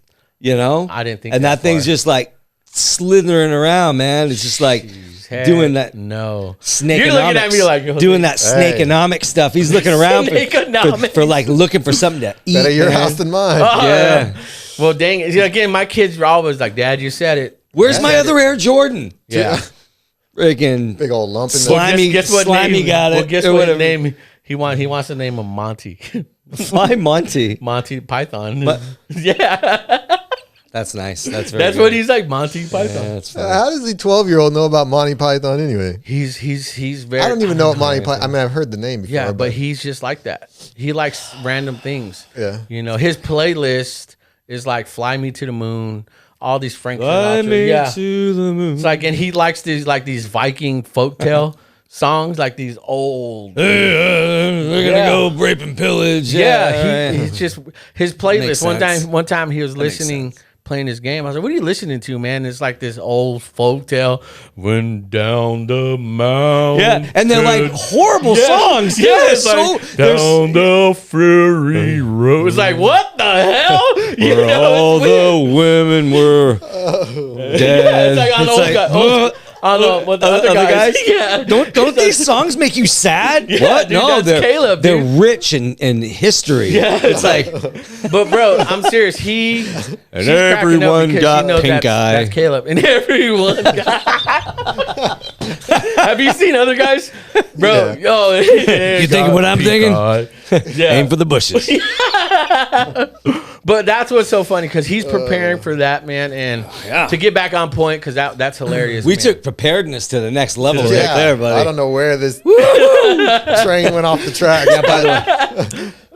That's yeah. what Jose. Our whole theme behind this is like on the other guys when The Rock, Dwayne Johnson, and Samuel L. Jackson are on the roof. Aim for the bushes. Yep, that's what That's we're doing me. every day. We aim for the We bushes. aim for the bushes, man. There are no bushes. Yeah, there are no bushes. FYI. But yeah, let's get to your last P. What is the last one, man? The last one is present. Or present, like we were talking about earlier. Yeah, which is basically you're to gonna present yourself, to be present. And that goes more than just physically, although it does address physically. You know, I forget what movie it is. It's a comedy. I think it's an Adam Sandler movie or some stupid thing like that. But Let's go. It says something about you know, showing up is half of parenting, which has some truth to it. You know, being present, be there, like be with your family, like give them your time and attention. But going a step further and being present, truly being present, because then you have the parents or the husbands or the wives or the people that are physically in their house, they're with their family technically, but their mind is somewhere else. They're in La La Land. Dude, we talked Their kids are running amok, or their mom, can you help me with this? And their mom doesn't their even phone, hear what yeah. they're doing. Or they're on their phone or on their computer. Or they're in the front of the TV, or they're Crushing candy, boy. Yeah. Yeah. whatever. Bru- Hold on. yeah. I'm on a roll. They're spending 2 hours in the bathroom, you know, dolling up or whatever they're Yeah. doing. You know, they're be present, because, and like I said, these 5 P's work synergistically with each other, because you can't provide, you can't protect, you can't promote, you can't do all those things if you're not present. Let's go. If you don't present yourself, then you can't do the other ones. You know what I'm saying? I learned that the hard way, dude, because when I was in the hospital, you know, all these are just good examples, man, is that I realized how I wasn't present for my kids. Not while you were in the hospital. Yeah, before I was in the hospital. Right. You know, and I realized how much I missed out, because when Caleb would come in here and show me something, or Lily or Kehlani want to show me something and talk to me, I'm like, dude, back up. I'm doing this. I'm building this. I'm building that. And I realized, like, man, I'm not there for them. When I was in the hospital, it was like the worst feeling ever, because all I wished was I wanted to be present with them, you know, and be there mentally. You know, when we're shooting or I'm editing, I turn it off 5, 6 o'clock. I'll turn this off, and I don't come in here and I'm with them watching Dragon Ball. I'm watching all their shows, hanging out with them, you know, and being present is super important. Super important. It's arguably the most important one of the 5 P's. I mean, like I said, they all work together, so it's kind of hard to separate them, because I view them like this. You can't have one without the other. But if you had to separate them, it's arguably one of the, you know, the most important one, because, you know, you can provide all you want. You know, there's lots of kids that grow up in mansions that are empty in here because mom and dad weren't around. You know, they spent all their time working because their only focus in life was providing. I got to get this. We got to have, my kid wants the best Jordans. They did this, that they're lacking so much because mom and dad weren't around. No. But you know what I'm saying? I feel you. It's super important. I mean, even now, today's generation, man, you know, we're like, even now, like the metaverse got announced and all that, you know, people are going to be present online, but they're not. They're negating reality, real reality. Crapping their pants and stuff, taking 9-pound dumps in their pants, living in a like a little shack or like a little room and stuff. No bathroom. It's a fake nothing. World. You know, fake. It's a fake world. But they get so consumed with it. As parents, we can get consumed with other things. Yeah. How many times do you see it in restaurants, you know, and if it's happening at a restaurant, you know it's happening at home. Yeah. You go, just next time you go to a restaurant, just look around. And the family's sitting at the table like this. Dude, I try. Everybody's on their phone. Nobody's talking to each other. Nobody, you know what I'm saying? It's like, are you really there? Are you really present? Your body's there, but are you really there? But it's funny, you'll see somebody like take a picture to let people, hey, look, this is what I'm doing. Yeah, and family time, but you're on your damn phone. They spend 5 seconds taking a selfie and then post it on Facebook, like we were talking about earlier. The highlight reel, you know, and everybody, you know. Oh, what a great family. Or, oh, look at that mom is so great. She's always got pictures of the, you've seen 50 pictures online of her with her kids, you know, but let's go. That took 50 seconds of her life. The other 24 hours and 10 seconds of the day, or, you know, 59 minutes, 10 seconds of the day, she's in La La Land, not paying any attention to him. You like fish on his phone right now. I'm texting the most important person in my life. There you I'm go. being present right there now. You go. I'm there listening to what you guys are saying. He's gonna get spanked when he gets home. There you go. I mean, see what happens when you're. Oh, hello. It is Friday. Oh, hello. Come on now. But you're super right. We get weird. I'm actually. I've noticed that, and when like me and Laura go on our date or would take the kids out, I try not to pull my phone out because I'm so just used to just scrolling, whatever, just trying to be active and see what's going on. But I'm the guy that's like, look at that stupid mom over there on her phone. You know, I'm gonna take a picture of her. Yeah, and I'm not perfect about it either. Same here. You know, but I mean, I make an intentional effort. It's when we make that intentional, that decision to be there. You know, and to be present. To be present, and you know, we're not. I don't know. We're kind of like swimming every day, or we haven't been on our phone all day, and I don't know. I can go out to eat. And I can, you know, I can shut it down for a second and not be present for whatever happens. I've never been bored in my marriage. I've never been bored dadding. I've never been bored with that. There's always something that keeps me going. But at the same time, I still need things for myself. But you know, when you're there, be there. And, you know, we've covered that before in a podcast. It's so Bro, it's so dope. You're It's right. so great to be able to I don't know. It's just like affirmation. It's like affirming like we're doing good things because we're getting all these people from all walks of life and they're talking about shows that we have done, shows that we plan on doing, and like, I don't know, just in even conversations that we have between us. So either we're really messed up and we have messed up people on the show, or we're doing good.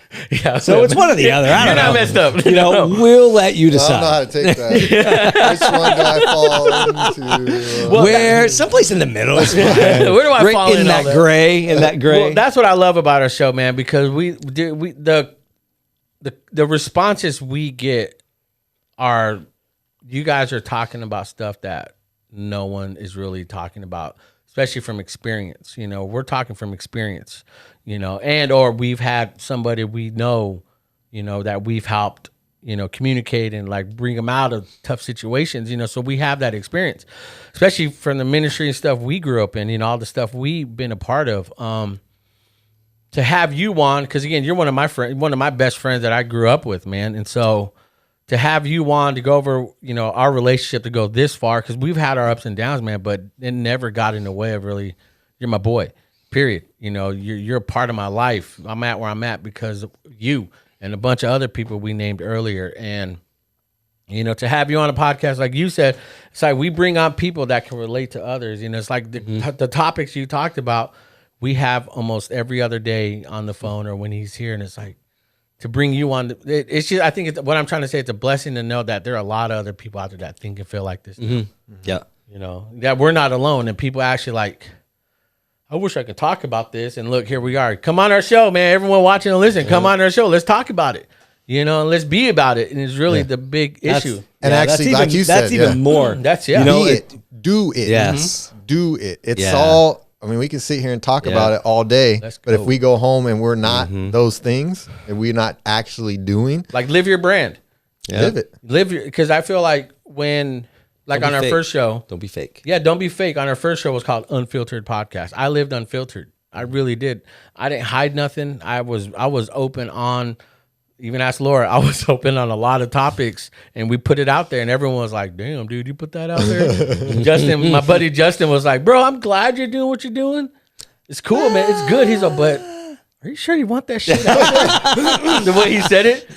I was like, well, yeah, no, man, but honestly, I just want to be about it, man. I want to be unfiltered. I want my life, when people look at it and they're like, no, that dude's real. You know, he's talking about something I refuse to talk about, especially as men. And I feel like as a father, husband, man, that's where it's not perfection, it's progression. That's where I want to progress in life, man, is to be open and honest, and to have someone on you, especially with your brand that you're living. I feel like that's super important. That I hope people watching and listening that are really wanting to change their life, their health, their fitness, that they would call you, you know, and give you the business you deserve and pay you the way you deserve, man, because not only you're just selling a product, but you're living your product. Right. You know, and that's what's super important, being about it, you know. And I want to have this conversation with my wife before we're recording today. I want to be the same person on camera and off camera every day. Yeah. There's nothing to hide. I'm not perfect. We're not perfect because the assumption is probably all these guys are talking about it. They think they know it all. No, we don't. We don't know shit, but we know our experiences. We know what's real, and we know what's not, and that's what we don't want to be, is fake, you know. And so, shit. At the end of it, man, I just want to, like you said, just live it, man. That's it. If you're not living it, then you're wasting time. You know? You're trying to appease, or what's the word? You're trying to just, I don't know, what's the word? You're trying to appease somebody or prove that somebody you're doing good when you're really not. It goes back to what we were talking about as far as the highlight reel, and Yeah. what I was talking about as far as like giving the example of the mother who has 50 pictures of her kids. Don't be so worried about what other people perceive you to be. Actually be that thing. If you would spend more time actually being it, you wouldn't have to spend so much trying to convince people that you are it. Let's go. Does that make sense? That made perfect sense, bro. Oh my God. Like, you just like blacked out. Like, did you know what you just said? So what did I just say? Freaking, yeah, an old school. Oh, what happened? What did I just say? Man, that's so real. That mean, if that's not the whole, what's up, buddy? Go, yeah, you can have beans. Go ahead. Caleb just asked for beans. But if that's not It's a valid question. that is a valid. But I'm glad you asked first. I really am. you just always Doug, Now, going- if I could just get your dad to ask me before he eats certain things, Going we'd back be to a lot preparedness. further along. Febreze. Yeah. Like we had a shoot yesterday, and it was a workout, and I was eating a chimichanga. Were you? And I was highly Before it? disappointed. Yeah, before it. Well, Before it your wasn't his workout? workout. It was like he a was filming pre-workout? me, but Oh, okay. I was just highly disappointed in him Yeah. because Yeah. he comes to the fitness filming Eating a gnawing on chimichanga. a gas station chimichanga. It was a gas station one too. I was They're so about to- delicious. I felt like slapping the tar out of this guy right here. Oh, I can't man. even understand. Explain Hey it man, to I'm you. trying. But what, no, what gas station was it? I mean, or- Johnny Quick. Oh yeah. Dude, or the Those or ones the- that have been sitting on those rollers yeah. for about 9 hours. Hey, have you ever had the chimichangas from Foster Freeze? Yes. Dip that in a chocolate shake. Oh, right? please stop. It's good for you. It's good. It's good to do those good things for yourself. Amen, brother. Yeah, there's a lot of negative things that you're putting in your body that makes you happy.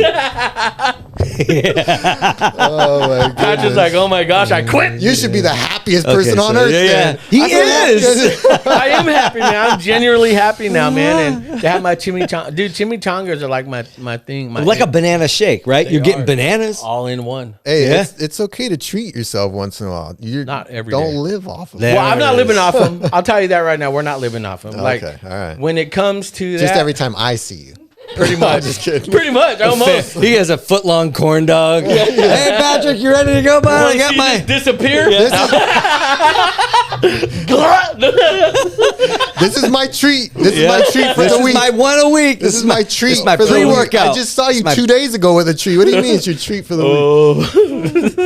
That was like a month ago, right? Yeah. All right. Well, I'm getting back on. I know what I need to do, man. Again, it's But it's that accountability too. That's part of 100%. why you have me. That's part of why you hire a trainer is somebody who- accountability. yeah, you know, somebody who that's legit like I cares about said, you. even on vacation, when I hit was me on my up? vacation halfway across the country, I'm calling, texting, hey, what'd you do today? Yeah. You know what I'm saying? You were. That's good. You know, I love that about you because I know that's how serious you take it. Even when I had my heart attack and made all those excuses, you know, at my lowest sensitive ass moment in time, you know, you're still telling me what I needed to hear. And because of that, it took a few months and then we started eating right. You know, because a lot of people hit the gym hard when they want to lose weight, but it's like if you're not eating right, it's just an oxymoron, man. And so when we got our health right, we got it right, man. Yeah. So I know coming off COVID and all that depressed eating I went through, I feel it. Because again, I want to set the example for my son. Like, son, stop eating that. You eat healthy. I just Lord, got. can you I give just me got a bowl of like cereal? a vision. You were talking, and I was listening. I saw to your you, face. but like, I got saw a it. vision. I got a vision of you, and, like you're crying eating a chimichanga in my head. Like that's what's going on. All like, in the you're talking corner? about- yeah, like in In a the corner, like, like you're eating. all ashamed. Yeah, and all the crumbs are like, Patrick. Meanwhile, Patrick's like. You're Just you put standing your over you phone on like a silent drill because I keep instructor, just texting you. arms crossed, just staring at you with like that death stare. He's giving you freaking knife hands, and you He don't even is. know it.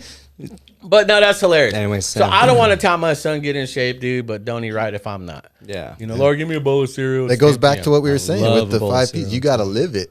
You know, you can't just talk it because Yeah. especially online, you can. You can fool the world with your highlight reel. Let's go. You're not going to fool the people that see you every day. Well, in saying that thing, because I know we said a lot. We'd love to have you on for part two. I know we can just shoot the breeze all day. You know, what we do on the show. Last words, last thoughts, anybody listening. What do you got planned? What are you doing?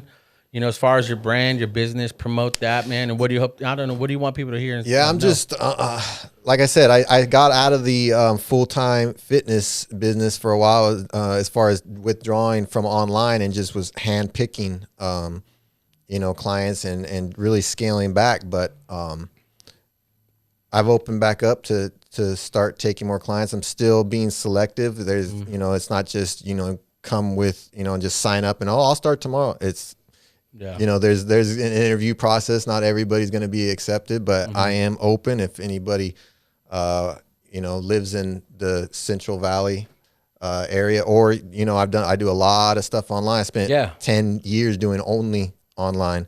Nutrition, especially, is my specialty. Customized nutrition, everything tailor made to the individual, and just overall coaching and encouragement along the way. Coaching is a big part of it, because it's not just, like I said, it's not just cookie cutter. Okay, here you go, and then hand it off, and okay, go do it. Which is what you get with a lot of trainers. But everything is individualized for the person, and that's why I can't, to answer your question, that's why I can't accept an influx of thousands of clients at the same time, because I give you my time. Yeah. I give people my time. Me and Laura noticed that with you training us, man. Your attention to detail every time we go there, to your house and work out and train us, the attention we get, you show us, are you doing that wrong? Or wait, you're not doing that right, or you're being lazy right now, Laura. No, I'm just kidding. But what?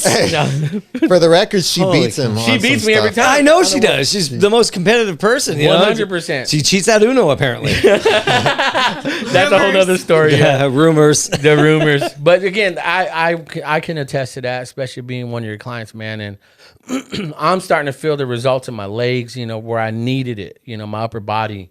And when I couldn't even lift anything or grip, that first day was tough. I passed out the first day, And that wasn't even a workout. That was just a analysis. That was just a consultation type thing. Yeah. You're breaking down, kind of see what my limits were, and we found them. Yeah, clearly we found our limits, or my limits. So yeah, man.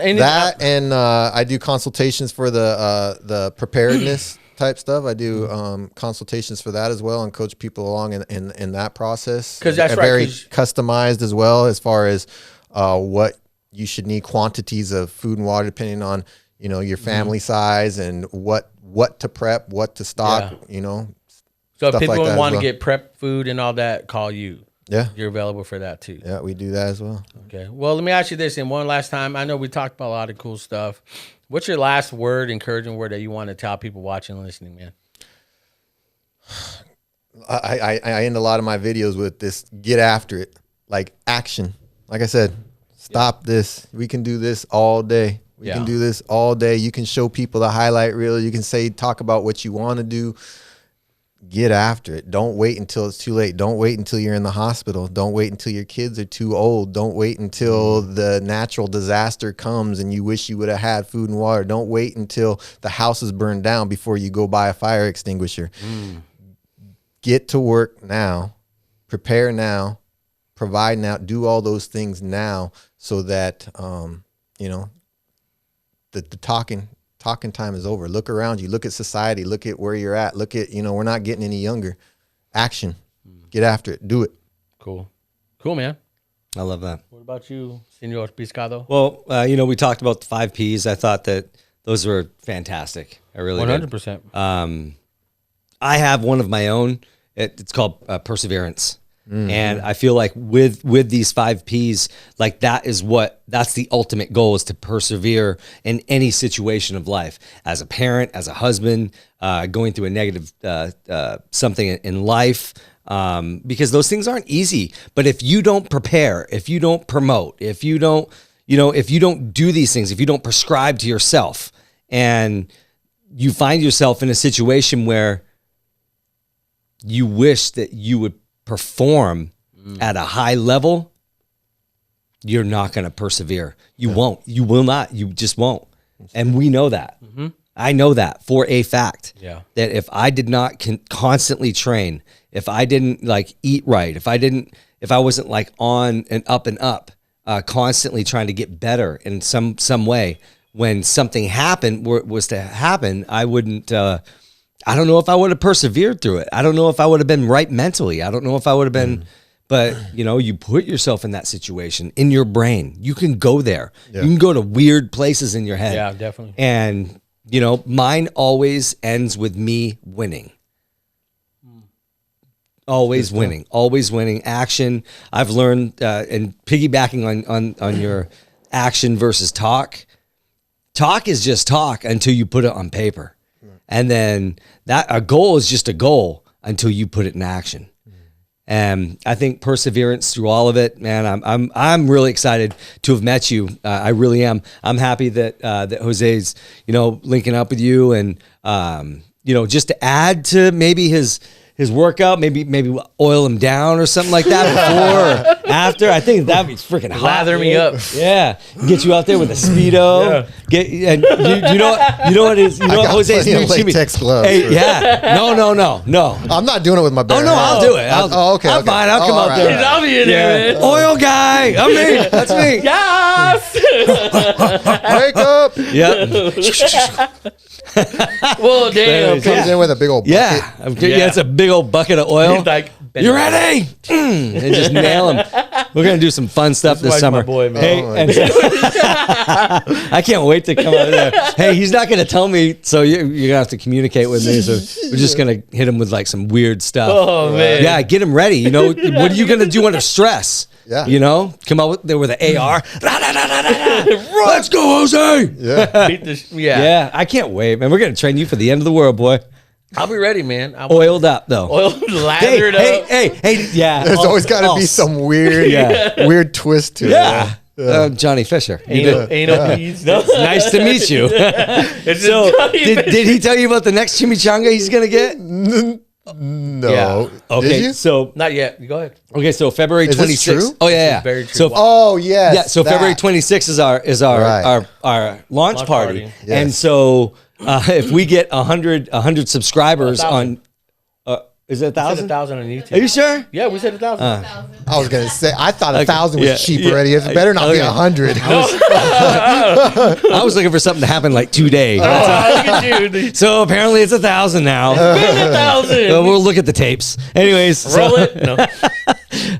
what are they? Instant replay. Anyway, so he gets at that. We get 1,000 subscribers, and then Jose gets a chimichanga, stamp. right on his lower back. Yeah, I told him he sold himself short on that. He said I'm 10,000. so at least. excited. I was like 1,000. You realize you're gonna end up with a tattoo of a chimichanga. Right? Well, this is by February 26th. Patrick, would you rather have a tramp stamp tattoo of a No. chimichanga? No. Hold on. This is my game right now. So a tramp stamp of a chimichanga on your lower back. Okay. All right. Or a python living in your house. A python living in my house, undoubtedly. No I think a question python about would it. last longer than a tattoo. I'm pretty sure you would have that for the end of the Or- world too. But A tattoo of a python. Eating in a house, chimichanga. Eating a chimichanga On on your- your lower back. next level. Next level. Whew, you better up that to If 10,000 we get subscribers 10,000, for I that. will get that tramp stamp. Your whole back's gonna get I'll done. get a whole back tattoo of a Oh my python eating a gosh. chimichanga in a house. A Monty Hey. Monty Python. You heard it here first. 10,000 subscribers. A python on your back at the bottom eating a chimichanga In a house. in a in a house. That's so hot. That's going to be tough. Yeah. You know how I many better people? be swole. Do you know how many people are going to get that tattoo after they see that? After Patrick gets you to where you want to be, Oh, I got one. I got one ab right now. it's good. I need the other 5 It's good. to get a 6-pack. You don't need it. I would like it. Okay, there it is. I would like That it. is that the goal? Is that, That is the honestly? goal. Do you guys talk Hey, about then like that- what your goal is for through the working out? I did say. Remember, I did say I want to. When if I'm laying down, I want to do a kick up. You know how people do that. Oh, like Yeah. freaking Cobra Kai. Yeah, I want to do that. I want. mean, I want to be healthy enough, strong enough to where I can just do that. Because right now it's hard for me just to even get up, and not because of my shape Sorry, I or anything, didn't but mean- my joints. But no, you're right. Because I laugh too. It's funny the way you said it. yeah, It's but not- I feel that way. I really do. That's an awesome trainer right there. Yeah. You laughed. It's hard to get up. I'm almost dying. But he told laughs you. at me too, and he doesn't. hey, it's only funny because I know it's temporary. We're Yeah, gonna fix it. 100%. Because he's even laughed at me when I almost died. He's like, I laugh at awkward things. I like that's my nervous thing or whatever. It's like I'm not worried about it because I know you guys. You guys know me. So my last word, y'all get us to 10,000. I'll get a python eating a chimichanga. I'm so excited Yeah. about this right now. You have I'm no serious. idea. I'm down. I I mean, wanna be I'm present just for that. excited for Yeah, the you will. 1,000. I just can't wait for the. I've never seen anybody get a chimichanga tattooed on, but I'm stoked about. So- And then get Monty Python in a house. Like, let's go. So the chimichanga will kind of be like the word chimichanga, so it's in CHI, all that. Then Oh, it's the word. chimichanga, And the Okay. eyes. and Gonna, then the dot is gonna be like a little chimichanga burrito. Wow, you so went excited about next this. level with that. You got it all drawn out and everything already? You ready? I have a guy. Yeah, we have a guy. So. Nice. Yeah, I guess my last word is, man, thanks for coming on, dude. Yeah, I for appreciate sure. your time. I know you got a lot going on, especially have 5 girls. Again, man, he's showing you something with 5 girls. Did you pray for patience or Definitely. did you pray for courage? Or did you? No, God's like, I'm getting you back, Both. motherfucker. Seriously. Both. But no, I'm happy for you, man. I'm genuinely happy for you and your family. You know, like I told Laura when we first started talking about getting all this going, I was like, man, Patrick seems different. She said, what do you mean? I think he's just more, what did I say, Laura? Not calm, but more just, I don't know. You seem relaxed. You seem more relaxed. You know, before we were just always on edge. You know, we were just always whatever. But I feel like more. That's kind of surprising to hear, actually, because my stress levels with 5 girls and actually 6, including my wife, living with Yeah. 6 females now. Bro, you are I'm surprised. And maybe it has a way of calming Do me. you have a dude dog or something? Just like you can go get like a boy dog. Well, we have a boy dog. Well, That's so you are that's outgunned my- and outmanned. Oh, yeah. I look at my dog in the morning. I'm like, dude, my me, boy. me and you, Blue, man. you're my It's boy. me and Hey, you look at man. what's your dog's name? It's me, Mac. Hey Mac, I gotta go. So good luck. Hold down. Hey, Hold it down. come on. You are outgunned and outmanned. I am. Bro, but I'm seriously, I'm happy that you're on here. I'm glad we could promote your brand. You know, Yeah, thanks for dude, having 5 Ps. start your social 5 media. Ps. Let's go. Yeah. Start it off, man. Start Yep. preparing for that because I want to help promote you. Actually, really kind of make this a part of the show. Really want it, man, because I feel like the direction this is going, man. This is a lifestyle, man. This is going to be a lifestyle. It is. You know, and so when people watch and listen, we get the hashtags, people comment, you know, life coaches, people that actually like, dude, these guys, they share our stuff and they're like, you guys are life coaches, you know, keep it up, you know, because they see the fruit, they see, you know, the living, not talking, you know, talk is cheap unless you're ready to pay the price. That's it. Ooh, come big on. nuts. Ooh, I'm passing out an offering That's basket. the big stuff. Oh, that was That's deep. the big stuff. That was good, man. Spanking himself over Yeah, there. he gets excited, and that's he I start smacking. does. Yeah. He bends over Is he, sometimes. It's like, Hey, Hey, the I think camera's that's another show. that's another show. It is. But no, again, thanks for coming on, man. I a good appreciate show. you. That's good My stuff. last words are, man, again, man, if you guys aren't talking, man, if you guys are just talking, you're not living it, man. Y'all aren't living it. at all, man. So again, thanks for your time. You know, dude, love to have you on again. Love to see you at the launch party Yeah, on I February invited him. 26th for sure. Did Yeah, you? for sure. Did he give you a yay or no? He didn't nay? give me a nothing. Nothing. Well, he is married with Yeah, 5 kids. with 32 He has kids. to. and- He has to ask the general. He has to ask the general. general first. Tyler, she's invited too, man. So you just come through. It'll be fun, man. I'm super excited. You guys stay tuned. We got a lot of good planned, especially with our seasons coming up. You know, a lot of cool ideas. I want to say these ideas, but I don't want no one to take them. You know, because we're going to be a template. Everyone's going to copy the show. Still Here podcast. But you guys tune in, like, subscribe, share, hit our link tree on Instagram, watch video button on Facebook, and give us a follow, give us a sub, and share this, man, because you get great content, great guys like this, business owners, local business owners, man, and all we want to do is support people who are actually doing great things, man. So again, my name is Jose Cruz, one of your favorite hosts here in the Central Valley on the #1 podcast in the Central Valley. That's delicious. I'm Johnny Fisher, another host on the #1 podcast in the Central Valley Still Here podcast. If you're watching on YouTube, please make sure to hit that bell button, ding, so that way you can get notifications of when we have videos coming out. Also, subscribe, hit that thumbs up button. Yeah, and comment. on Comment. We YouTube. love comments, love direct messaging. If you hit the down button, my brother will find you. Apparently, there's somebody did that, like at some video. He was freaking livid. He was like, "Who the f hit the down button? Like, I'll find out right now." I'm like, I didn't even like slow him down. I'm like, "Hey man, you know what? I think it's like," and I said a name, you know, like somebody I just didn't like, and I don't know. I haven't heard from that person in a while. I just see this day somebody you didn't like. I'm just kidding. I like everybody. I'm just kidding. My name is Johnny Fisher, another host on Still Here podcast, #1 podcast in the Central CV. So we'll see you next time. Patrick, thank you Yeah, so thanks much. again. 5 Thank you Ps, guys. put them Thank you. up. Put them up 5 Yep. Ps. And you guys stay tuned for the next one. Thank you. Peace.